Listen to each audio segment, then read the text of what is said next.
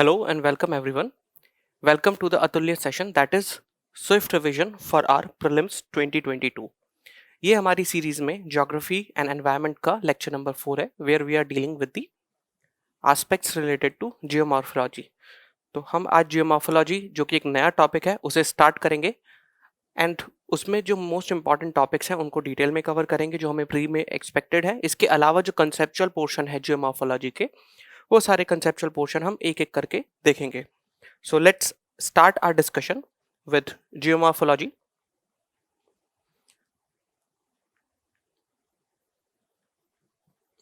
So basically हमने अब तक जो देखा it was related to astronomy. फिर हम रीच कर गए अर्थ एज अ प्लैनेट पर.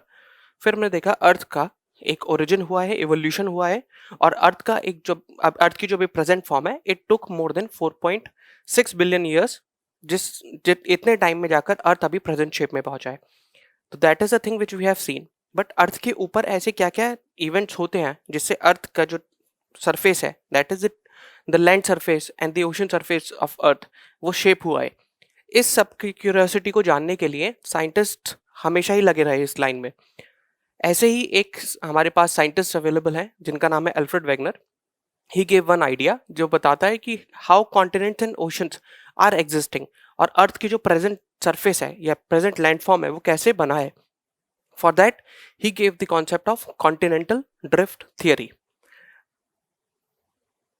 सो the idea is that of continental drift theory.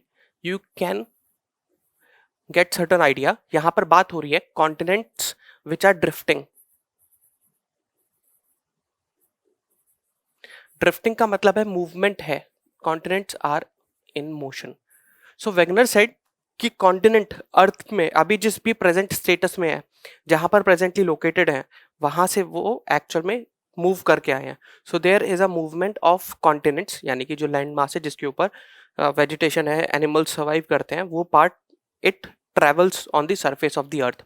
ये वेगनर का आइडिया था. वेगनर को ऐसे आइडिया इसलिए लगे क्योंकि ही रियलाइज कि बहुत सारी ऐसे एविडेंसेस हैं जिनके बेसिस पर वी कैन से कि जो अभी प्रेजेंट लोकेशन है लैंड मास की that is not the real location. उनको कहीं और पर होना चाहिए. We will see these things when we will discuss about the evidences of continental drift theory by Wegener. But अभी फिलहाल इस थ्योरी का कॉन्टेक्स्ट को जान लेते हैं कि इस थ्योरी का कॉन्टेक्स्ट क्या है. वेगनर को लगा कि जो एक्चुअल में there is some mismatch between the location of land and the climatic features. Land के और क्लाइमेटिक फीचर्स के बीच में डिफरेंस है. जैसे he found that some of the regions which are in the equatorial zone or tropical zone they have the characteristics of glaciation. so या तो वो नॉर्थ पोल पर थे या फिर अर्थ का क्लाइमेट वेरी कर रहा था. तो इस मेन क्यूरियोसिटी की वजह से वेगनर थॉट कि नहीं this mismatch has certain link with the movement of continents. so he gave the theory of continental drift where he said कि कॉन्टिनेंट मूव कर रहे हैं. अब इस पूरी थियोरी में he tried to theorise that जो कॉन्टिनेंट का मूवमेंट है वो किसके रिस्पेक्ट में हो रहा है. कॉन्टिनेंट्स का मूवमेंट ओशन के रिस्पेक्ट में हो रहा है. यानी कि ओशन जो सरफेस है यानी कि ओशन बॉटम जो है तो ocean bottom is stationary where is the continents are moving from one position to another position. So let's see what Wegener has to say. Wegener gave this theory in 1912. he said at the beginning of the origin of earth जब cooling हुई, cooling की वजह से solidification हुआ अर्थ का surface, तो upper layer जब solidify हुई तो it was the collected land mass जिसका नाम दिया गया Pangaea. Pangaea means pan stands for all, gaea means land mass. Similarly he said कि केवल लैंड मास ही नहीं था, साथ में पेंथलासा भी था. Pan plus thalassa it means all ocean और वाटर बॉडी. ही सेड कि पहले लैंड एक साथ इकट्ठा था एक जगह एंड साथ में जितना वाटर था वो उसके अराउंड था एक साथ इकट्ठा. That was his main idea कि अर्थ के ओरिजिन होने के बाद में इनिशियली लोकेशन कुछ इस तरीके से थी. फिर gradually what happened, there was the breakage of the land mass into two different large bodies happened, and this breakage happened due to two forces. One is the gravitational force, another one is the buoyancy force. He simply said कि जो landmass था यानी कि हमारा Pangaea got broken into two parts. तो Pangaea,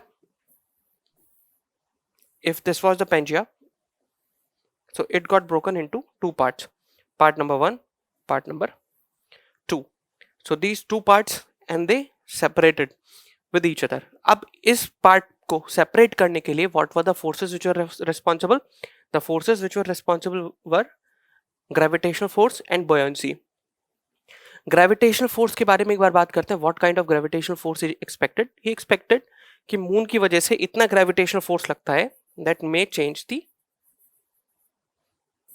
so moon and sun they could be responsible for the movement of continents on the surface of earth. ये एक idea था. बॉयंसी का मतलब ये है, ही ट्रीटेड कि जो कॉन्टिनेंट है, जो लैंड मास है, it is actually floating over the surface of the land which is lying below the ocean. तो इसने दो पार्ट में डिवाइड कर दिया. एक है लैंड मास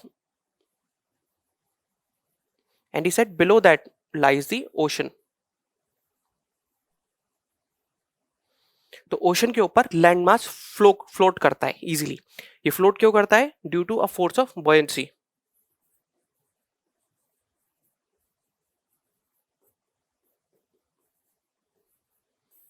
अब बॉयंसी के बारे में आपको एक आइडिया बताता हूं मैं. What is buoyancy? You must have seen a boat. जब भी आप बोट को पानी में डालते हो तो बोट पानी में जब पानी में जाती है तो उसके ऊपर दो फोर्स लगते हैं. वन इज डाउनवर्ड, यानी कि जो उसके ग्रेविटेशनल फोर्स है. अनदर वन इज अपवर्ड, जो पानी उस बोट के ऊपर लगाता है. ये जो बोट का जो एरिया है, जो वॉल्यूम है, जो वाटर को रिप्लेस करती है, उस टोटल एरिया पर वाटर अपवर्ड फोर्स लगाता है. That upward force is known as buoyant force और बॉयंसी. तो यानी कि यहां पर वेगनर वॉज थिंकिंग कि एक फ्लूइड टाइप का सिस्टम है जहां पर बॉयंट फोर्स लग रहा है लैंड के ऊपर, जो कंसंट्रेटेड लैंड मास है उसके ऊपर, बाय ओशन.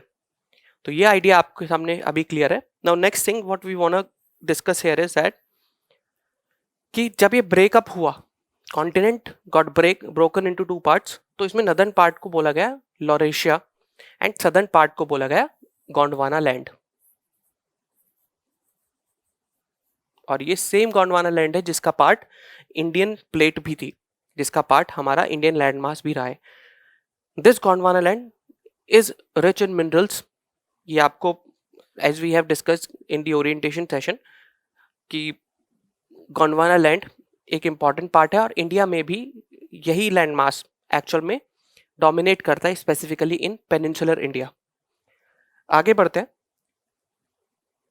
ये जो लैंड मास है over a period of time again ये छोटे छोटे पार्ट में टूटने लगा एंड डिफरेंट कॉन्टिनेंट्स बनने लगे.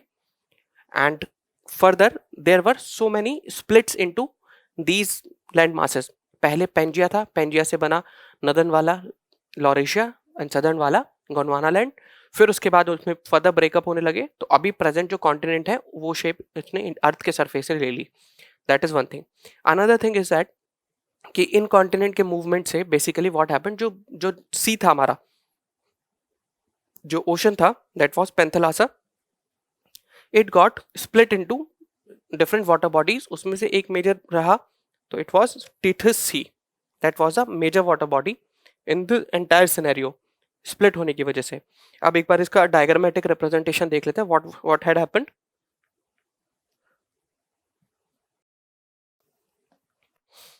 सो दिस इज द पेंजिया. अगर आप देखोगे so it looks like as if it is Asia, it is South America, ये अफ्रीका का पार्ट है. इट लुक्स लाइक इंडिया, ये एंटार्क्टिका. कुछ थोड़ा थोड़ा इट रिजेंबल्स लाइक दिस जो भी है. यहां से दीज आर जॉइंट. तो over a period of time what will happen, एक ब्रेकअप जनरेट होगा यहां पर प्लेनेट का. And this upper part came to be known as Laurasia and the lower part it came to be known as Gondwana land. जो पेंथलासा था, the entire blue water body, it got split into Tethys Sea. तो अब जो split होने की वजह से Gondwana land और लॉरेशिया के स्प्लिट होने की वजह से जो वाटर बॉडी मिली that is the Tethys sea. तो ये परमियन पीरियड की बात है. परमियन पीरियड जो हमने डिस्कस किया था ऑन जियोलॉजिकल टाइम स्केल, आपको just you have to remember अब से 250 मिलियन ईयर्स पहले की बात है ये.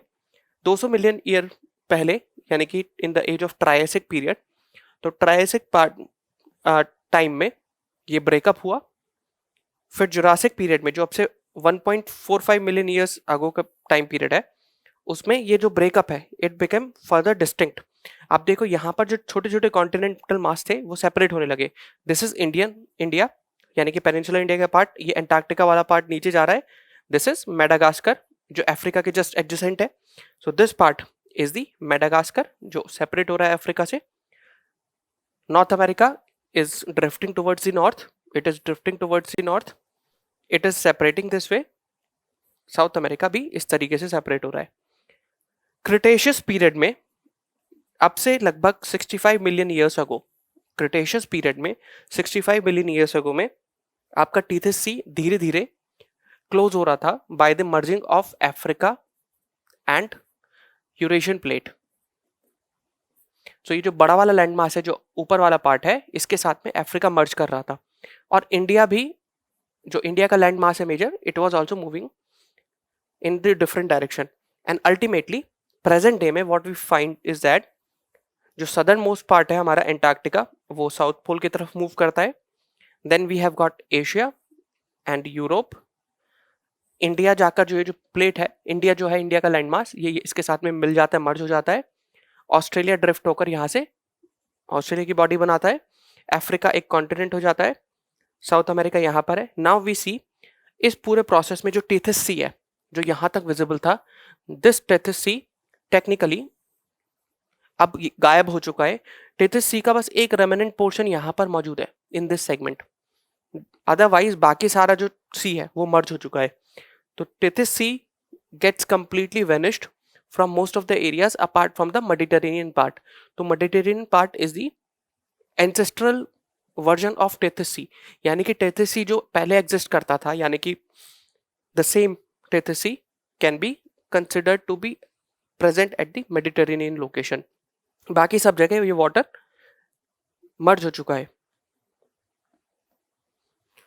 So I hope this thing is clear। तो इसमें आपको what question can be expected from UPSC? In general, UPSC can ask about Pangea. UPSC can ask about Pangea and Panthalassa. UPSC can ask about Laurasia and Gondwana land.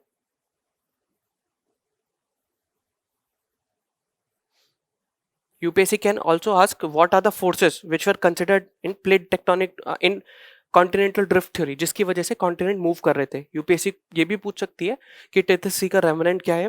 टेथस सी का remnant at present is the Mediterranean. UPSC ये भी पूछ सकती है कि इसमें से Gondwana part का, गोंडवाना लैंड का हिस्सा क्या नहीं था। So they can give you the example, you know Gondwana जो अभी फिलहाल these are the major bodies जो सदर्न हेमिस्फीयर में है, South American part, African part, India plus Australia and Antarctica, ये सब गोंडवाना लैंड का पार्ट थे। So these are the portions which can be asked। इसके अलावा UPSC can talk about the time periods। तो पर्मियन एज में it was, पर्मियन एज तक it was like this, then present day it has completed like this। तो ऐसा continental drift theory के basis पर UPSC पूछ सकती है इन योर प्रीलिम्स एग्जामिनेशन। आगे बढ़ते what other questions can be seen on this topic. तो जब कोई भी आपकी थ्योरी दी जाती है, that theory has to be explained on the basis of certain evidences.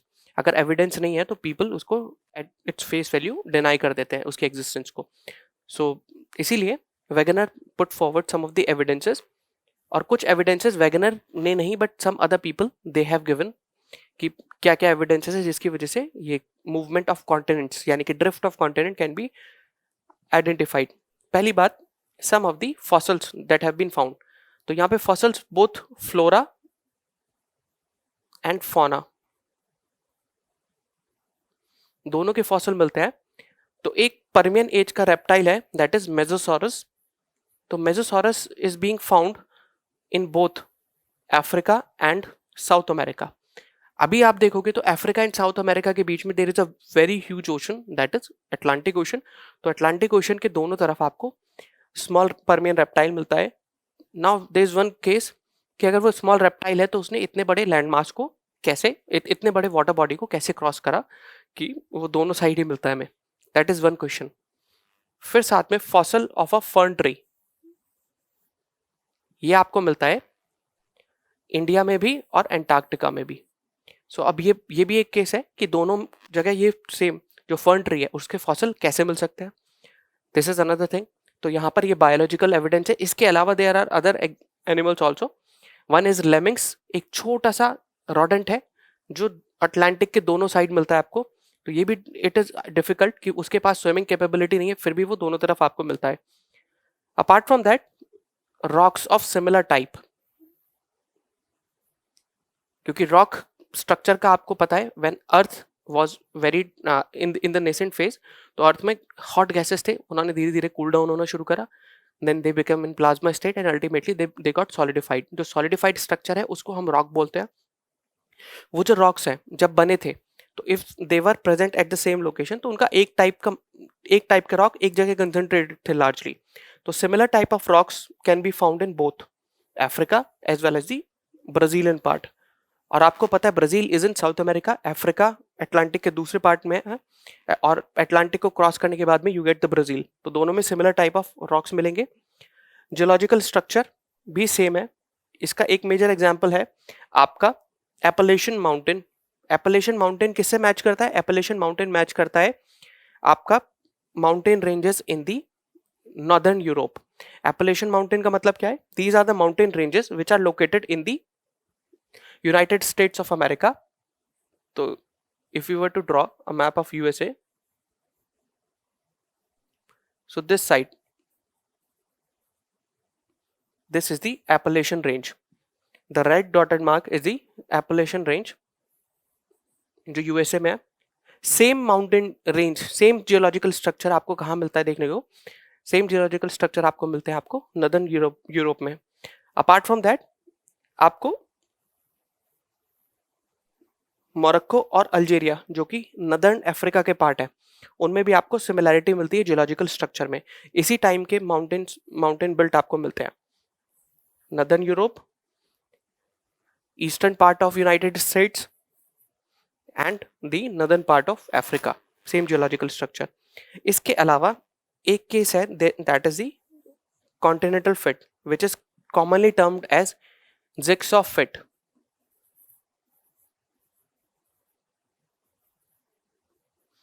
अभी अगर आप प्रेजेंट डे का मैप देखोगे अर्थ का, तो continents you can realise that the continents are placed in such a manner कि अगर आप उनको करीब लेकर आ जाओ so they will automatically fit with each other. तो मैप पर ये साफ दिखाई पड़ता है कि continent can be fitting with each other. ये कैसे? जैसा हमने पिछली स्लाइड में देखा था, I would just try to give you glimpse, उसके बाद में हम बेटर एग्जाम्पल देखेंगे। In this slide it seems that ये वाला पोर्शन और ये वाला पोर्शन फिट हो सकता है। अब इसको रियल एविडेंसेस वाले स्ट्रक्चर हम पिक्चर में देखते हैं how it looks. So number one, the part of Africa and South America, यहां पर एक फिट बनता दिखाई पड़ता है। सिमिलरली मेडागास्कर और अफ्रीका में जो कटआउट है यहां पर एक फिट दिखाई पड़ता है। सिमिलरली ये जो पार्ट है इंडियन कॉन्टिनेंट का, ये यहां पर फिट होता दिखाई देता है, एंड यहां पर आपको अफ्रीका के इस पार्ट से मिलता हुआ आपको एंटार्क्टिका की आउटर लाइन दिखाई पड़ती है। तो ये एक तरीके का जिग्सॉ फिट है।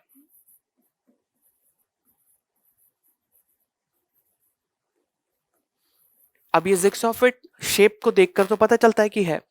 इसको और भी प्रूफ मिले, एविडेंसेस मिले, वो क्या थे? आपके जो फॉसिल से एविडेंस मिले, साथ में आपके जियोलॉजिकल एविडेंस से। तो जैसे एक जियोलॉजिकल एविडेंस ये भी है basalt plateau. Basalt is basically the volcanic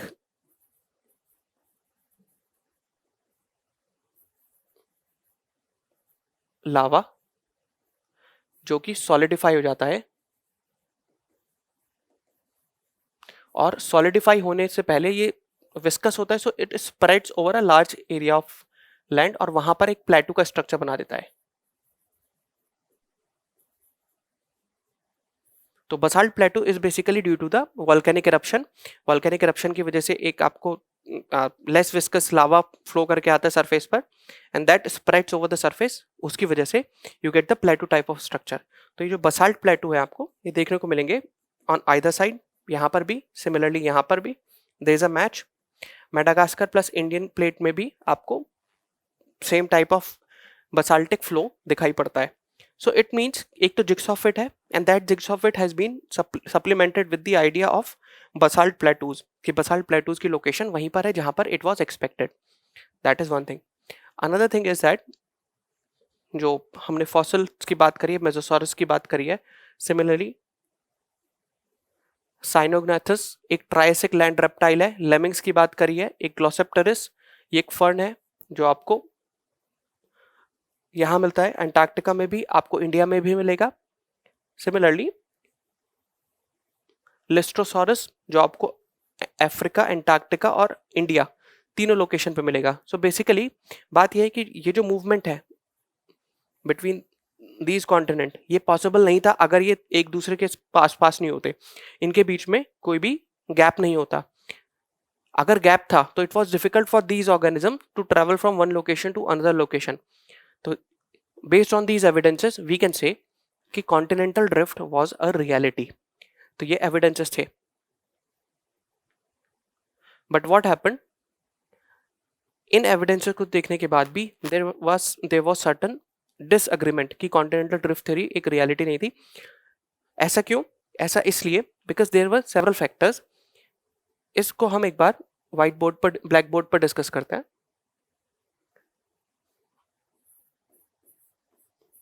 basically जो फोर्सेस सीडीटी में इन्वॉल्व किए गए थे,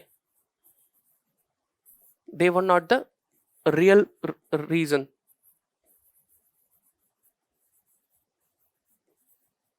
for drifting of continent. So continent के ड्रिफ्ट के लिए फोर्सेस रियली रेस्पॉन्सिबल नहीं थे. क्या फोर्सेस बताए थे यहां पर? Forces were due to gravitation,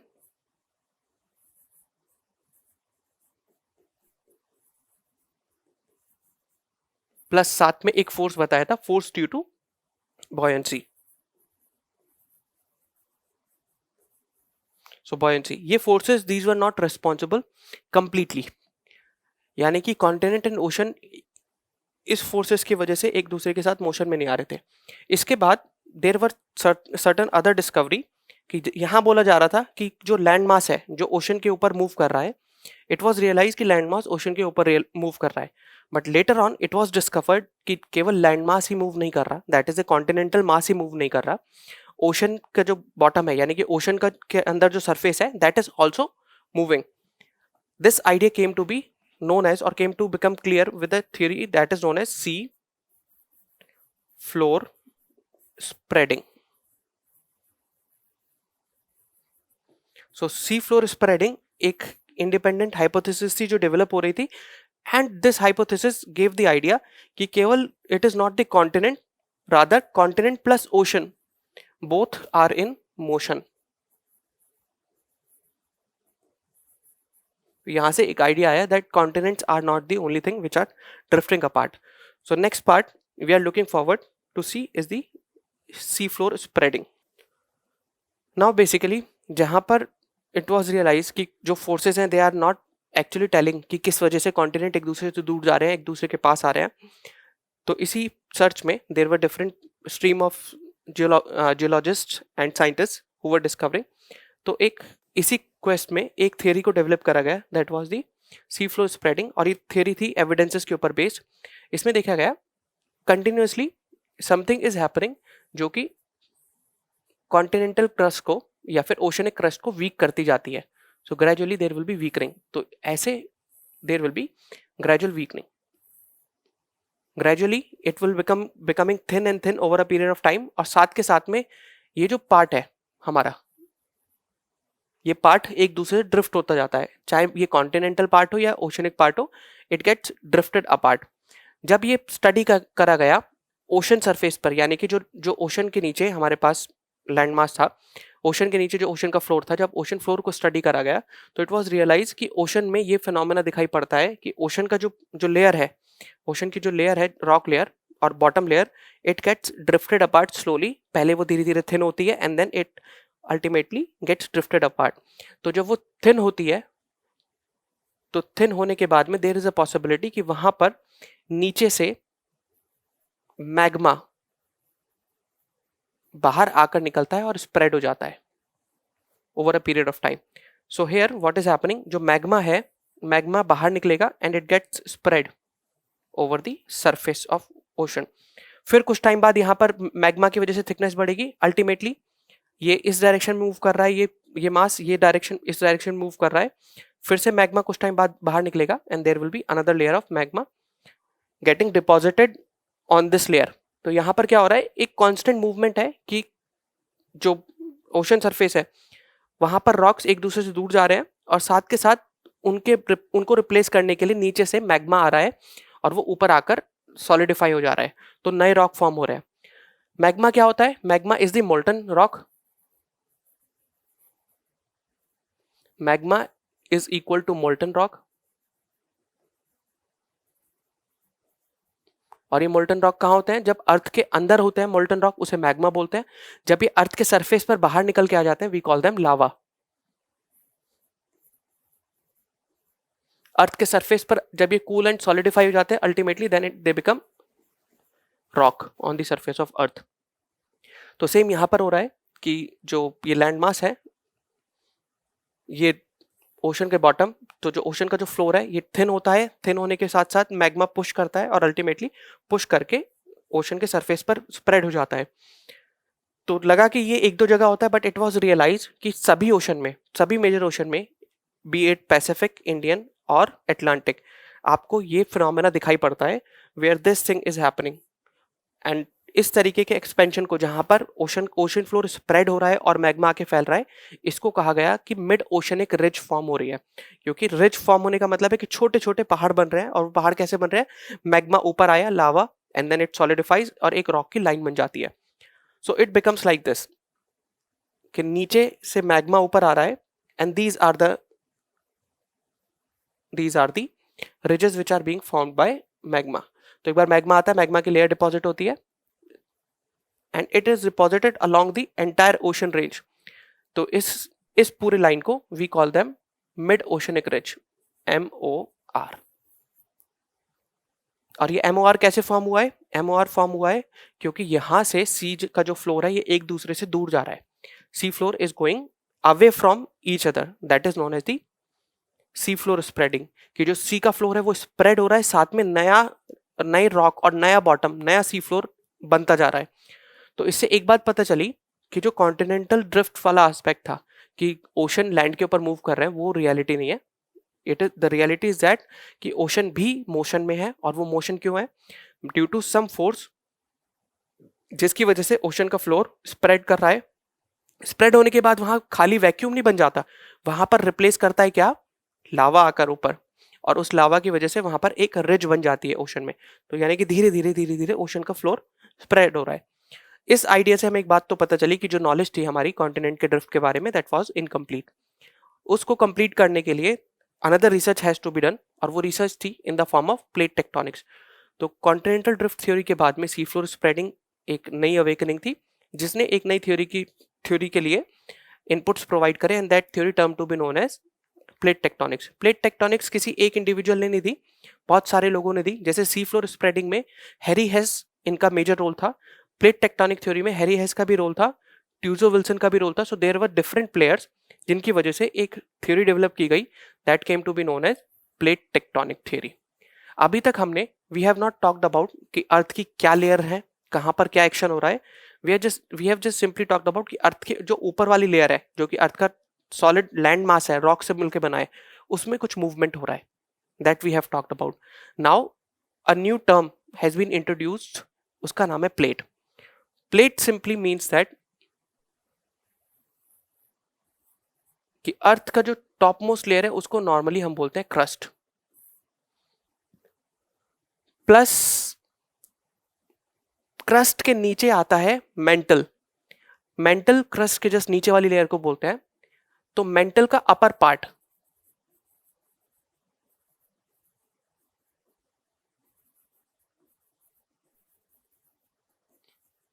upper part of mantle is known as the plate। ये प्लेट आपको कॉन्टिनेंट में भी मिलती है, सी फॉर कॉन्टिनेंट, ये प्लेट आपको ओशन में भी मिलती है।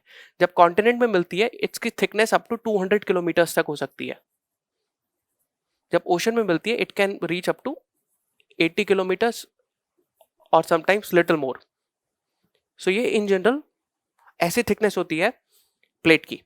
तो प्लेट का मतलब क्या हो गया? पहले हम बोलते थे कि जो अर्थ है, अर्थ में 3 लेयर है, क्रस्ट, मेंटल एंड कोर. और हम मानते थे कि जो क्रस्ट है it is the top most layer, जो कि एक यूनिफाइड लेयर है. बट प्लेट टेक्टोनिक के बाद में पता चला नहीं, ऐसा नहीं है. कि ये जो लेयरिंग है, ये आपने डिवीजन जो किया है ये ठीक है, बट बेटर डिवीजन क्या रहेगा कि आप जो टॉप मोस्ट लेयर है उसमें आप कंसिडर करें क्रस्ट के साथ साथ जो मेंटल का अपर पार्ट है उसको भी आप कंसिडर करें, और उसको बोले कि दैट इज द प्लेट, और इट इज दैट प्लेट जो कि मूव करती है. इट इज दैट प्लेट जो कि क्रस्ट को और मेंटल के अपर पार्ट से मिलकर बनी होती है, ये मूव करती है. प्लेट की कुछ क्वालिटी है दैट इट इज ब्रिटल. एक तो रॉक से मिलकर बनी है, तो solid rocks, plus it is brittle.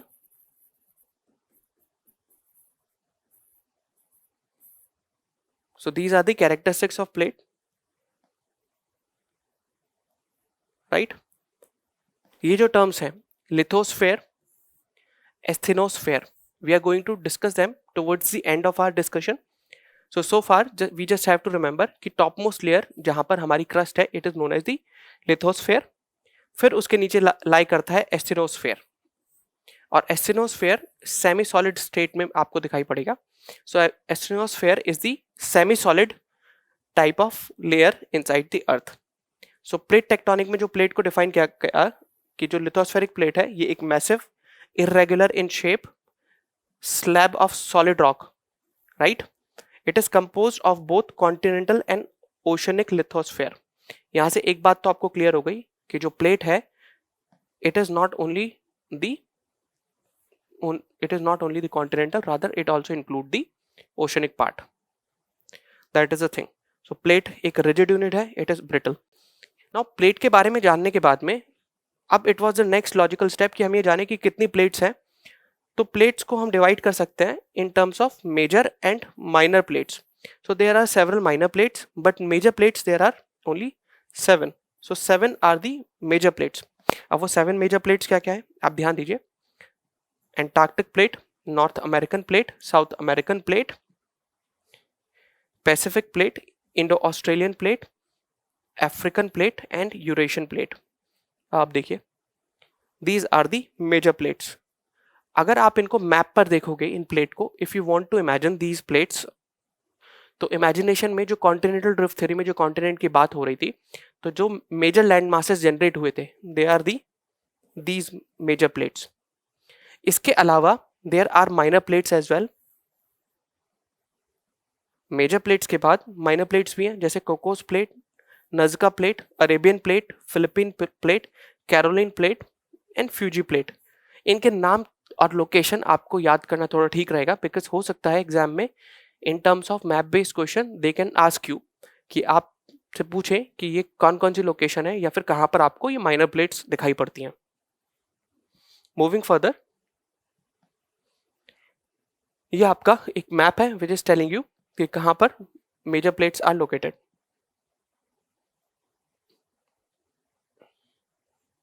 So it is the major plate, North American plate, South American plate, Arabian plate is located here, African plate, which Arabian plate is a minor plate, Eurasian plate is a major plate, फिर Indian plate, then Australian plate, Antarctic plate. ये जो red dotted line है, this is marking the boundary of these plates.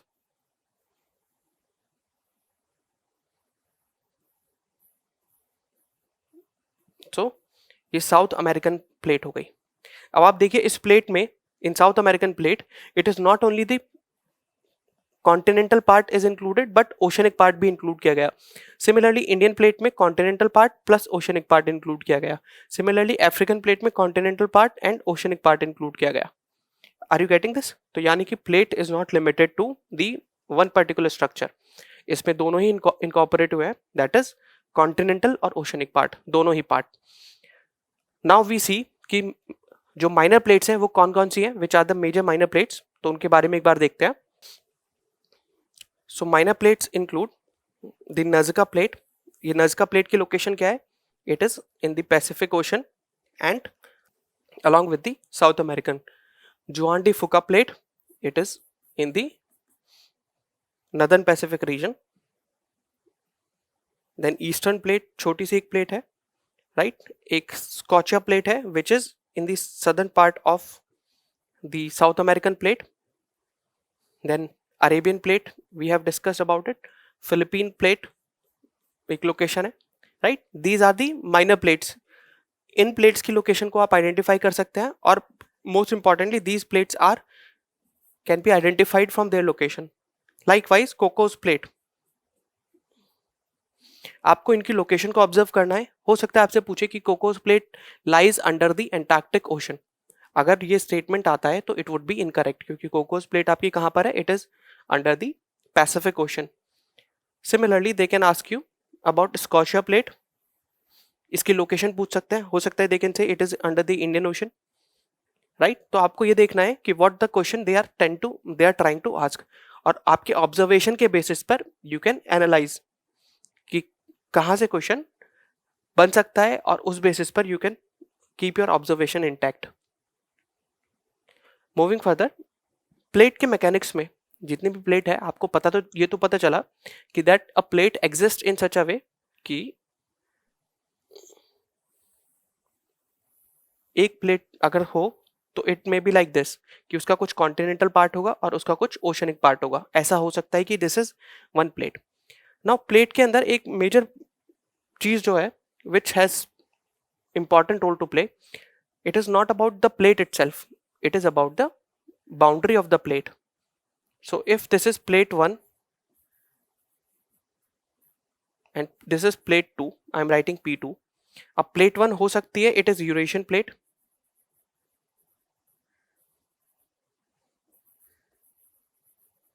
हो सकता है it is Indian plate.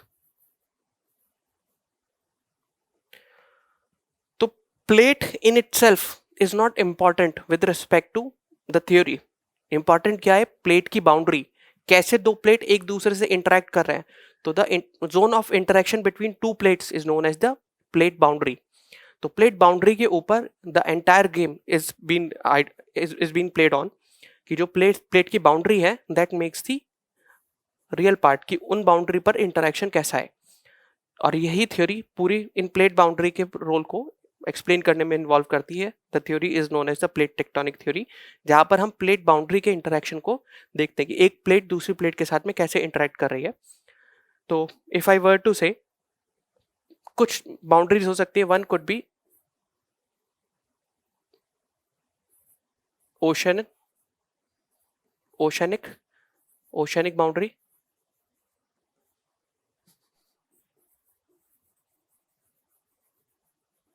Eight the same time इन्हें margin भी बोलते हैं, so we can also call ocean margin. अब कॉन्टिनेंट को I would write C, so there could be continent margin, there could be continent ocean margin. Alright, एक और case आता है कि विद इन कॉन्टिनेंट हो सकता है छोटे छोटे डिफरेंट स्ट्रक्चर्स हो जो एक दूसरे के साथ में इंटरेक्ट कर रहे हो, तो there can be intraplate locations.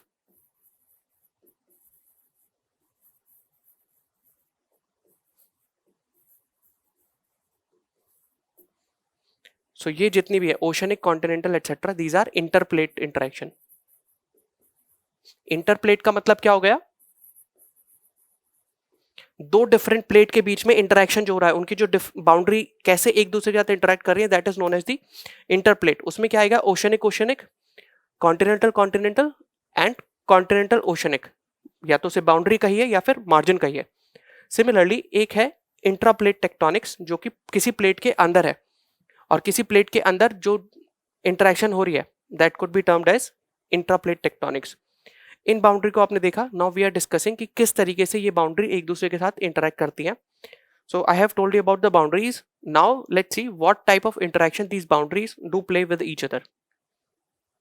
सो यहां पर one type of interaction is the divergent interaction, यानी कि दो प्लेट्स एक दूसरे से दूर जा रही हैं.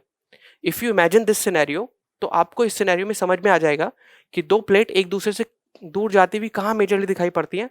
एट 3 लोकेशंस स्पेसिफिकली, जो 3 मेजर सी है वहां पर मैंने आपको बताया था कि सी जो है वो सी फ्लोर स्प्रेड कर रहा है, तो सी फ्लोर में जो रॉक का जो स्ट्रक्चर था जिसको मैं बता रहा था इट वाज मूविंग और drifting apart, that is the plate. तो वो वहां पर सी में plates were drifting apart from each other. So basically two plates they tend to drift apart. So this is plate 1, एक ओशन की plate है, this is plate 2, ये दूसरे ओशन की प्लेट है, ये एक दूसरे से दूर जाते हैं एंड अल्टीमेटली व्हाट हैपेंस, लावा निकल के यहाँ पर सॉलिडिफाई होता जाता है, तो ऐसे करके सी का फ्लोर स्प्रेड होता जाता है। तो this is the divergent plate boundary, जहां पर एक प्लेट दूसरे प्लेट से डाइवर्ज हो रही है और साथ में what it is leading to construction of new land mass, क्योंकि यहाँ पे लावा बाहर आ रहा है and it get solidified, magma जो है वो सॉलिडिफाई हो रहा है और नया रॉक स्ट्रक्चर बना रहा है।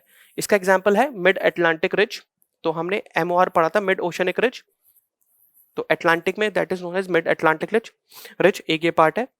इसके अलावा in your atlas you can find that एक लोकेशन है that is known as the East African rift valley.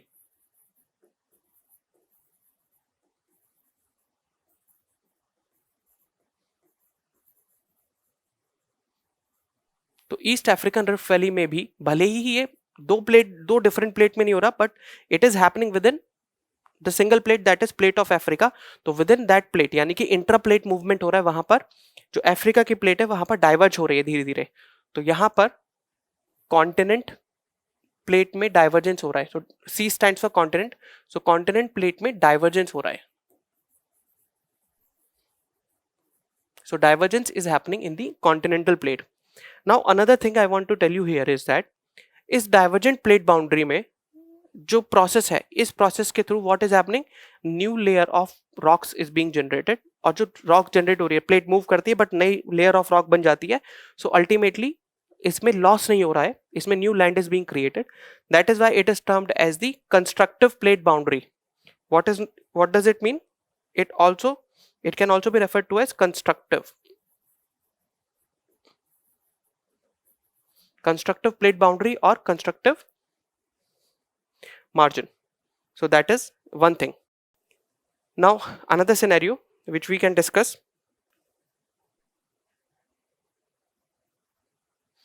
is the interaction of convergent plate boundaries. What are convergent plate boundaries? जब दो plates एक दूसरे के पास आती हैं then it can be termed as convergent plate boundary. इसको थोड़ा सा समझना पड़ेगा। Largely convergent plate boundaries are at various locations. Convergence जो होती है it can be of two types, one is oceanic या फिर it can be like continental oceanic, right, या फिर ऐसा भी हो सकता है कॉन्टिनेंट कन्वर्जेंस हो। तो कन्वर्जेंस कुछ इस तरीके की हो सकती है कि दो प्लेट हैं जिनकी बाउंड्री या तो कॉन्टिनेंटल है, वो एक दूसरे के साथ कन्वर्ज कर रहे हैं, या फिर दो ओशनिक बाउंड्रीज एक दूसरे के साथ कन्वर्ज कर रही है, या फिर दो ओशनिक बाउंड्रीज एक दूसरे के साथ कन्वर्ज कर रही है। कन्वर्जेंस में क्या होता है, इस प्रोसेस को मैं आपको एक्सप्लेन करता हूं। लार्जली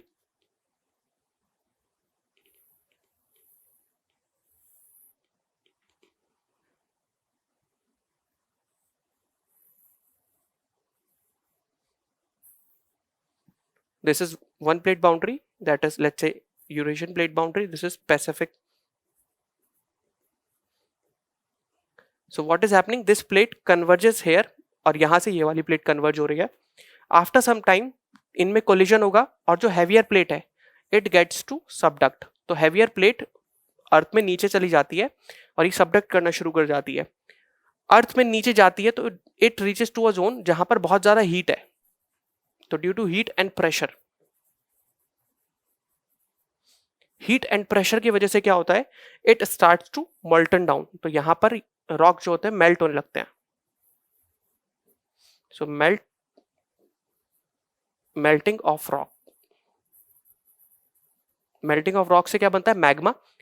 ये मैग्मा धीरे धीरे ऊपर आने की कोशिश करता है, this magma tries to come upward, और वहां पर ये ऊपर जहां पर इसे जगह मिलती है तो वहां पर ये इरप्ट कर जाता है। तो वॉल्केनिक इरप्शन के फॉर्म में दिस मैग्मा कम्स अप। तो जब यहाँ पे दो ओशनिक बाउंड्रीज इंटरेक्ट कर रही हैं, दो ओशनिक प्लेट इंटरेक्ट कर रही है, तो इस केस में क्या हो रहा है, ओशन प्लेट सबडक्ट कर जाती है and it turns into the, यहाँ नीचे आके मेल्ट हो जाती है और साथ में वॉल्केनिक इरप्शंस आपको देखने को मिलते हैं। तो यहाँ पर आपको कुछ वॉल्केनिक लैंडमार्क्स क्रिएट होते दिखाई पड़ते हैं। That is the convergent boundary. Convergent boundary में एक प्लेट सबमर्ज हो रही है या फिर दो प्लेट अगर इंटरेक्ट कर रही है, then they are colliding with each other, तो लैंडमास तो अपलिफ्ट हो रहा है, बट इस सिनेरियो में एक केस ये होता है कि यहाँ पर जो प्लेट है उसकी शॉर्टनिंग होती है।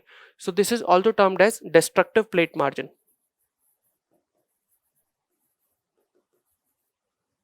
So it is also termed as destructive plate margin. जब कॉन्टिनेंटल मार्जिन या तो कॉन्टिनेंटल बाउंड्री के बीच में इंटरेक्शन होता है, तो इस इंटरेक्शन की वजह से व्हाट हैपेंस, जो अपर स्ट्रक्चर है ये फोल्ड होना शुरू हो जाता है। So we get fold mountains.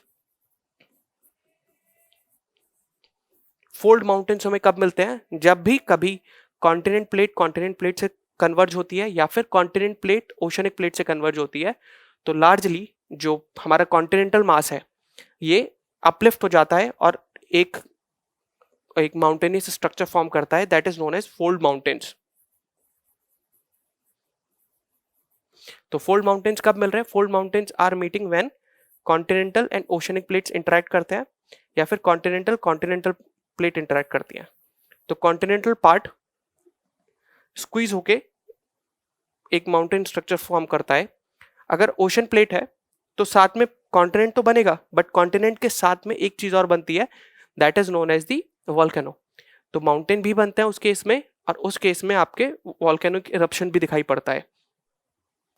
Let's say this is the oceanic plate. तो ओशनिक प्लेट सबडक्ट होगी, तो सबडक्शन की वजह से यहाँ मेल्टिंग होगी, तो ओशनिक प्लेट विल सबडक्ट। इसका इंटरेक्शन किसके साथ हो रहा है, इसका इंटरेक्शन हो रहा है एक कॉन्टिनेंटल प्लेट के साथ में। I am using the green colour to show जो बाद के इवेंट है, जब इन्होंने एक दूसरे के पास आए तो इसकी वजह से कॉन्टिनेंटल लैंडमास में क्या असर हुआ, एक अपलिफ्टिंग स्टार्ट हो गई। यहाँ पर ये जो अपलिफ्टिंग है, this is known as the mountains और fold mountain. So fold mountains happen here. यहाँ पर ओशनिक प्लेट सबडक्ट होती है और नीचे जाकर ये हीट होकर वॉल्केनिक इरप्शन के लिए तैयार हो जाती है। तो यहाँ पर कुछ आपको वॉल्केनोज भी मिलते हैं। This is the scenario, oceanic plate, continental plate, both plates interact with each other. Oceanic नीचे जाती है और कॉन्टिनेंटल प्लेट में माउंटेन बन जाते हैं। Look at my left hand, this is the continental plate, this is oceanic plate. Oceanic plate subduct हो जाती है, कॉन्टिनेंटल प्लेट में माउंटेन बन जाते हैं और नीचे से लावा ऊपर आके वॉल्केनिक इरप्शंस क्रिएट करता है। That is the scenario. ये आपको कहाँ देखने को मिलता है, you can find such scenario during in the Andes. आपको रॉकीज में ये सिनेरियो देखने को मिलता है। ये कहां पर है, अमेरिकन कॉन्टिनेंट में नॉर्थ टू साउथ रन होते हुए दिखाई पड़ते हैं। Andes in the south America, Rockies in the north America. एक और interaction let me show you. जब इंडियन प्लेट यूरेशियन प्लेट के साथ में इंटरेक्ट कर रही थी, तो India was moving towards the north. यहाँ पर यूरेशियन प्लेट थी, यहाँ पर इंडियन प्लेट थी, और इंडियन प्लेट इधर आ रही थी, यूरेशियन प्लेट यहाँ आ रही थी। तो इसका एक क्रॉस सेक्शन मैं आपको दिखाता हूँ। Like this is the Eurasian plate, E stands for Eurasian plate, this is Indian plate. तो इंडियन प्लेट का एक ओशनिक पार्ट था और एक कॉन्टिनेंटल पार्ट था। सो इनिशियल फेज में ये पहले सबडक्ट हुआ और इस रीजन में there was some volcanic landmass. तो थोड़ी फोल्डिंग स्टार्ट हुई, बट कुछ वॉल्केनिक लैंडमास भी बना जो हमें ट्रांस हिमालयन रेंज में दिखता है।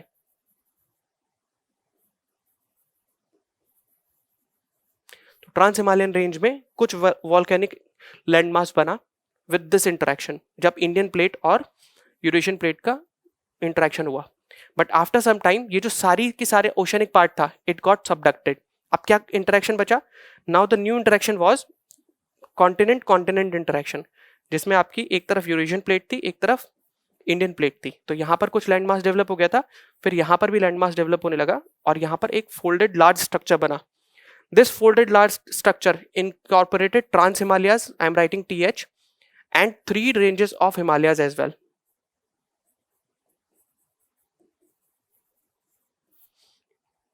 तो ये entire scenario has happened due to the converging plate boundaries. यहां पर लैंड मास एक दूसरे के साथ इंटरेक्ट करा and as a resultant we got the fold mountains in the form of Himalayan and trans Himalayan segment.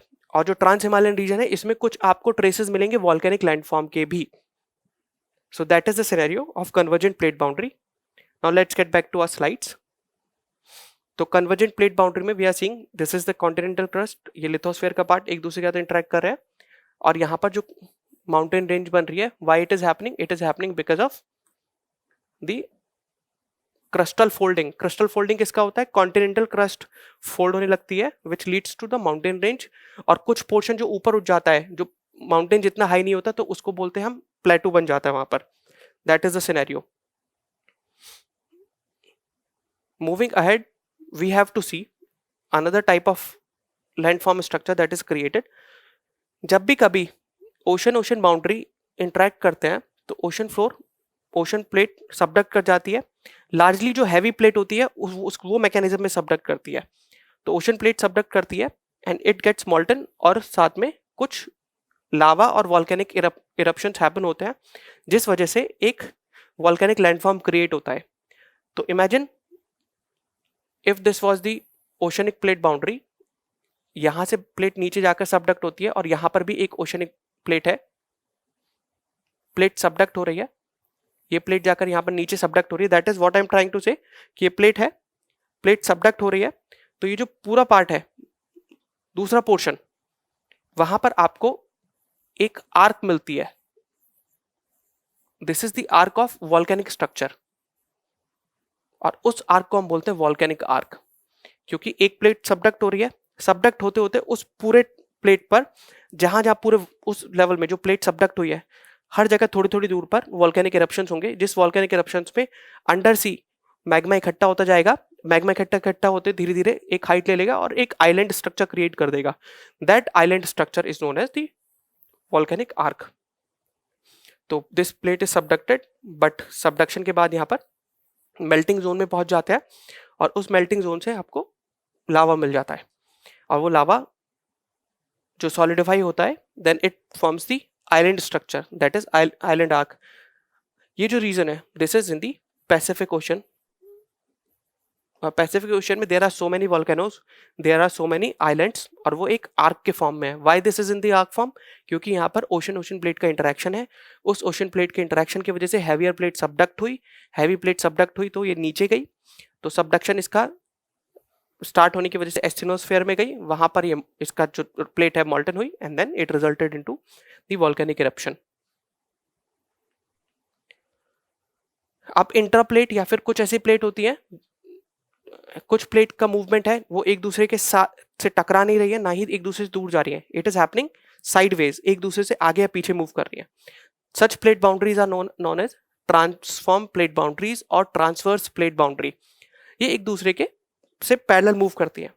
तो व्हाट यू कैन सी, जो छोटी छोटी प्लेट है लाइक जॉन डी फूका प्लेट, तो इसमें आपको ट्रांसफॉर्म प्लेट बाउंड्री मिलती है, यानी कि ये प्लेट एक दूसरे से स्लाइड पास कर रही है, एक one is moving forward, another one is moving backward.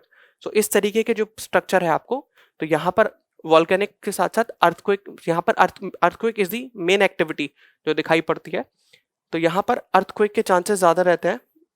We will discuss what is earthquake and how they are related to plates, but आपको नोट करने का ये एक क्राइटेरिया है कि अदर प्लेट मार्जिन की तरह ट्रांसफॉर्म प्लेट बाउंड्री में भी आपको अर्थक्वेक के चांसेस रहते हैं। One of the major example of this type of plate boundary is San Andreas fault. ये जो फॉल्ट टर्म है, we are going to discuss in our next session what is the fault, but अभी आपके लिए it is important to know that transform plate boundaries में कुछ भी ना तो कंस्ट्रक्शन होता है ना डिस्ट्रक्शन होता है, रादर प्लेट्स एक दूसरे के कंपैरिजन में मूव करती हैं। Sometimes it may lead to earthquake of high intensity, that is the thing.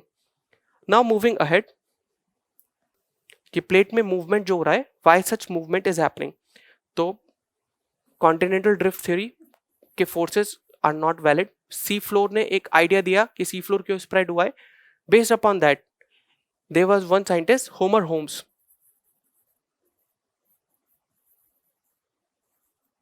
So Homer Holmes gave the idea of convective cells.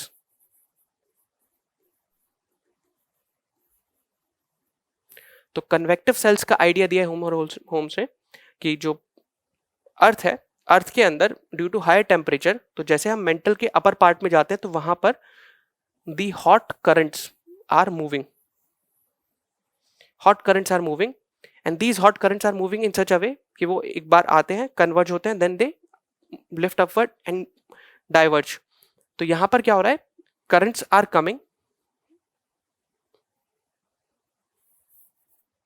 और they are diverging at the top. जहां वो diverge करते हैं, imagine this is the scenario, these are two plates और नीचे से current आके पुल करते हैं, तो वो कन्वेयर बेल्ट का मैकेनिज्म शो करते हैं। तो धीरे धीरे उन करंट की वजह से जो जो क्रस्ट वाला पार्ट है, जो प्लेट वाला पार्ट है, वो धीरे धीरे धीरे धीरे सेपरेट होता जाता है। तो कुछ जगह पर वो सेपरेट होता है, but at the same time क्योंकि प्लेट पूरी एक कॉन्स्टेंट स्ट्रक्चर होगी एक प्लेट, तो वो कहीं से तो दूर जाएगी बट किसी और दूसरी प्लेट में जाके it will merge.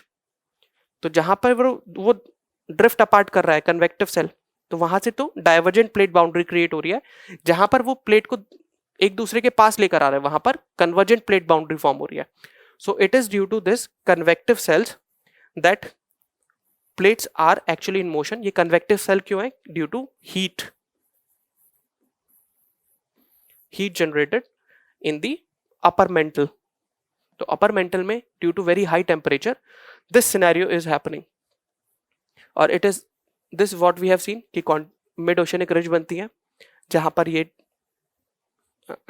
Oceanic plate continental plate के साथ इंटरेक्ट करती है, तो वहां पर एक प्लेट डीपर लेवल पर संक कर जाती है विच इज हैवियर। जो प्लेट ऊपर उठ जाती है that forms the fold structure. अगर वो ओशनिक प्लेट है तो वहां पर वॉल्केनिक आइलैंड बनने के चांसेस रहते हैं और आइलैंड आर्क बनती है। और नॉर्मली जहां पर भी प्लेट सबडक्ट करती है उस पॉइंट पर एक और लैंडफॉर्म फॉर्म होता है, that is the trench. If this is the plate, one plate and it is another plate, तो ये प्लेट सबडक्ट कर रही है नीचे, ये प्लेट अभी सबडक्ट नहीं कर रही है but it is actually facing some folding. तो यहां पर ये जो डिप्रेशन क्रिएट हुआ, the depression which is being created here, this depression which is being created, इस डिप्रेशन को हम बोलते हैं trench. Mariana trench is the deepest trench. जहां पर वॉल्केनिक आर्क मिलते हैं उसके पैरेलल में आपको ट्रेंच जरूर मिलेगी। ट्रेंच इज द साइन कि एक जो प्लेट है दूसरी वो प्लेट सबडक्ट कर रही है। मूविंग अहेड, आपने प्लेट के बारे में देखा, we were talking about different layers of earth surface. अब उन अर्थ सरफेस के बारे में जान लेते हैं कि how is the layer of earth from inside, हम उसको कैसे कैटेगराइज करते हैं, कैसे पढ़ते हैं। सो बेसिकली अर्थ को हम जो नॉर्मली डिस्कस करते हैं it is in the three parts, crust, mantle and core. आपने प्लेट के बारे में पढ़ा, so plate involves the crust plus upper mantle. Mantle can be divided into two parts, mantle can be divided into two parts. एक तो upper mantle है, और उस अपर मेंटल में भी हम दो पार्ट में डिवाइड कर सकते हैं। एक तो हो गया अपर मेंटल का अपर पार्ट, जो क्रस्ट का, जो प्लेट का पार्ट है। इस अपर मेंटल के नीचे एक और पार्ट है that is known as asthenosphere. ये जो एस्थेनोस्फेयर है ये एक ऐसी लेयर है which is in the semi liquid state और semi solid. Semi solid state, यहां पर there is very high temperature, pressure भी हाई है। So both temperature and pressure both are high in asthenosphere, that is why यहां पर जाकर plate subduct होती है और इट गेट्स मोल्टन डाउन। तो जो प्लेट है, प्लेट कहां सबडक्ट होती है? It plate subducts into the asthenosphere. Plate किसके ऊपर फ्लोट करती है? Plate floats upon the asthenosphere. तो ये बात आपको क्लियर हो गई कि अर्थ की वो लेयर जिसके ऊपर प्लेट फ्लोट करती है दैट इज उस लेयर को हम बोलते हैं एस्थेनोस्फेयर। और प्लेट अगर एस्थेनोस्फेयर में पंक्चर करके अंदर जाती है देन इट गेट्स मोल्टन और वहां पर लावा क्रिएट हो जाता है।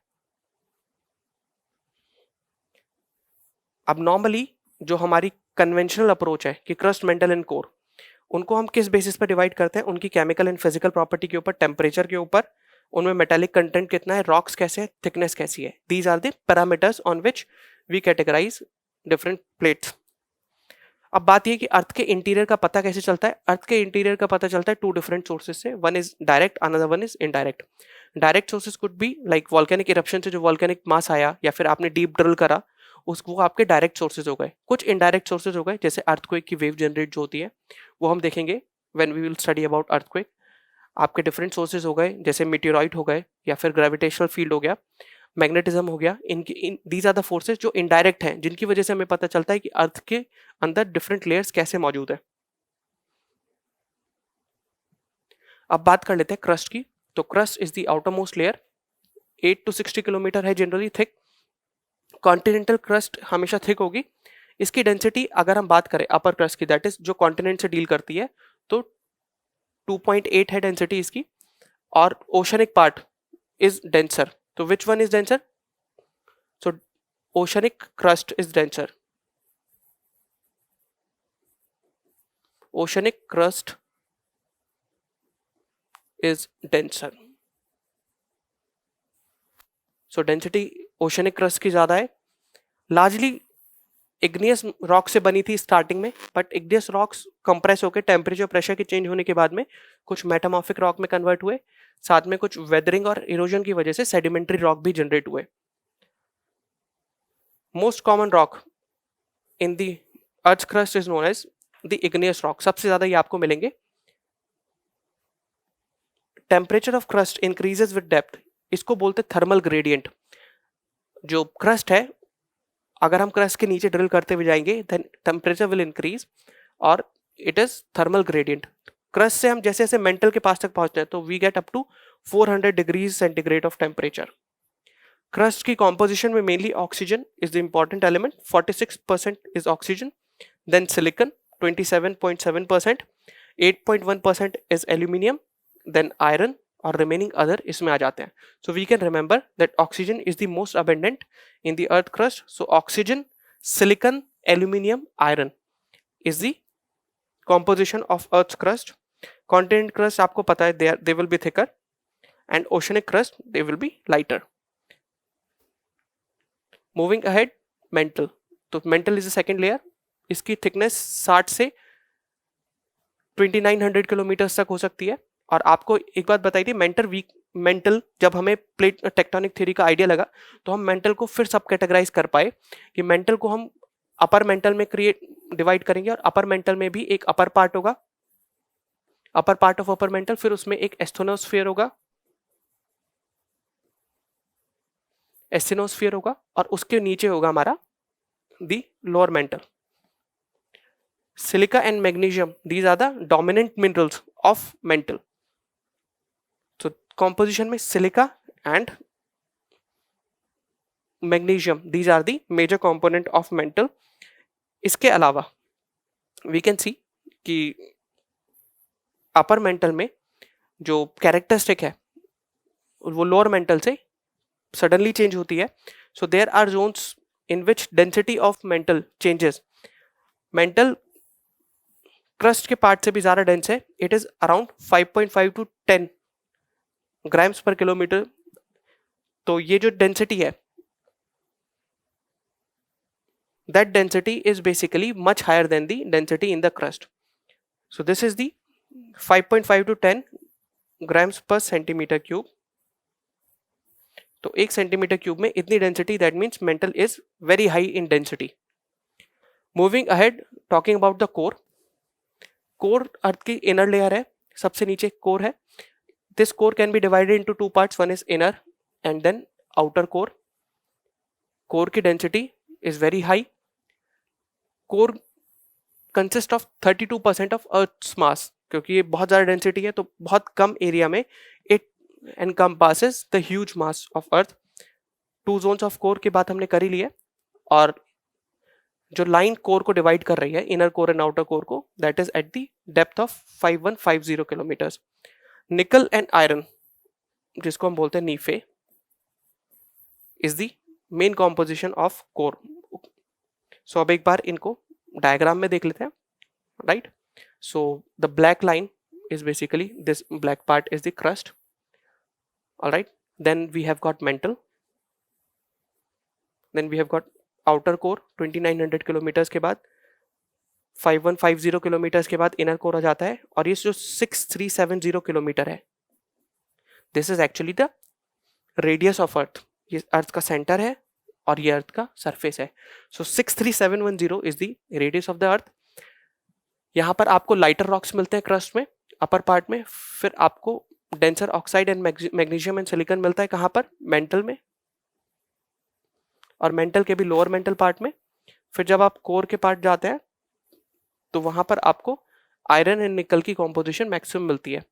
अगर आप डेंसिटी की बात देखें तो डेंसिटी यहाँ पर अराउंड 3 तक जाती है अपर पार्ट में, फिर डेंसिटी इंक्रीजेस वेरी फास्ट, और कोर तक पहुंचते पहुंचते density is more than 13 grams per centimetre cube, which makes it very difficult.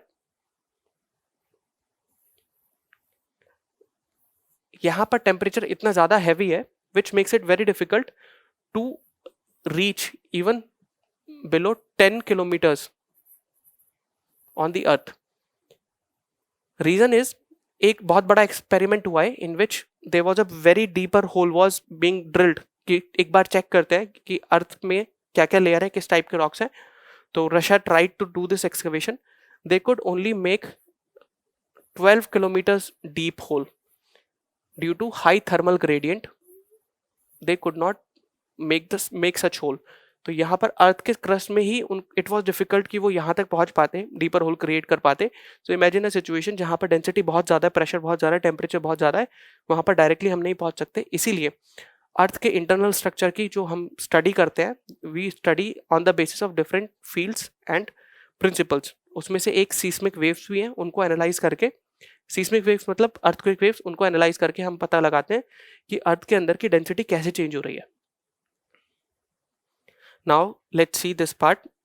ये पार्ट आपको बता रही है अर्थ के लेयर के बारे में, साथ के साथ कुछ डिसकंटिन्यूटी। डिसकंटिन्यूटी मतलब एक चेंज, सडन चेंज आता है ना कैरेक्टरिस्टिक में, that is being referred to as discontinuity. तो आपके ओशनिक क्रस्ट और कॉन्टिनेंटल क्रस्ट के बीच में जो डिसकंटिन्यूटी है, that is known as Conrad discontinuity. Then mantle and crust के बीच में डिसकंटिन्यूटी जो है, that is known as Moho discontinuity. Then upper mantle and lower mantle के बीच में जो डिसकंटिन्यूटी है, that is known as the Repetti discontinuity. Then mantle और अपर कोर और आउटर कोर के बीच में है Gutenberg discontinuity. Inner core, outer core and inner core के बीच में जो डिसकंटिन्यूटी है, that is known as Lehmann discontinuity. These are the boundaries जहां पर सडनली ये इंटरफेस है, जहां पर डेंसिटी या फिर physical properties of rock inside the earth they get changed. तो आपको ये एक सिनेरियो याद रखना है कि how these densities are being, how these discontinuities are existing.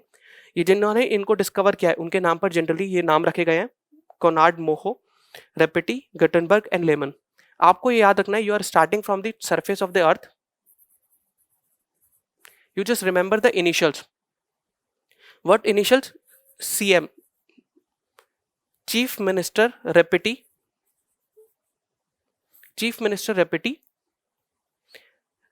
lives underground or lives below ground level. C for Conard, M for Moho, Repeti, Guttenberg and Lehman. Chief Minister Repeti lives below ground level. तो इससे आपको idea लग जाएगा what is the order from top to centre of earth. This can be a trick to remember कहां पर क्या discontinuity है। Now one thing I would like to tell you, lithosphere जो आपका प्लेट का पार्ट बनाता है, लिथोस्फेयर इज द पार्ट जहां पर आपकी प्लेट्स है। लिथोस्फेयर के जस्ट नीचे क्या मिलता है आपको? एस्थिनोस्फेयर।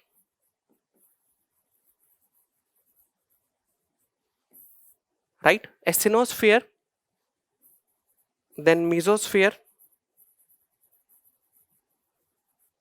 And then बेरिस्फेयर।